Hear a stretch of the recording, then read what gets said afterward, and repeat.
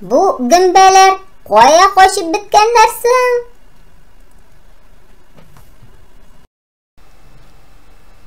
Керпе дус, нәрсә эзлисең? Сәлам, Рамай. Гөмбә эзлим. Берне дә таба алмыйм әле бүген. Без абыем һәм апам белән гел гөмбә җыю буенча ярыш үткәрәбез. Кем иң күп гөмбә җыя, шул җиңүче була. О, алайса син оста гөмбәчедер. Ә сиңа гел бу энәләрең белән кыен түгелме, дустым? Рамай, мин туганда энәләрсез булганмын. Әнием шулай ди. Әле дә ул миңа назлап, йомшагым дип эндәшә. Ә хәзер энәләр миңа бик кирәк. Алар миннән зуррак йырткыч җәнлекләрдән сакланыр өчен ярдәм итә. Алай икән. Керпе дустым, минем дә синең белән гөмбә җыясым килә.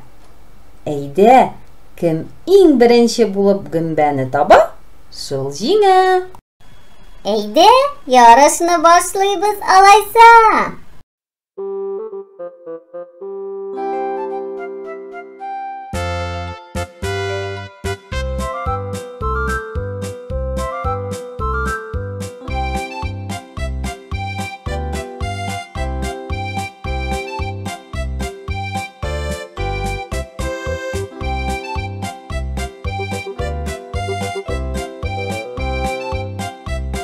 Бу гөмбә дигәннәрен ничек эзлиләр икән соң? Менә бит, гөмбә каршыма үзе килеп чыкты. Ура! Керпе дустым, мин таптым. Фыр-фыр! Рамай, мин дә тәмле гөмбә таптым. Кил монда. Шундый тәмле гөмбә булды бу. Ашап куйганымны сизми дә калдым. Бигрәк ашыйсың килгән булган икән.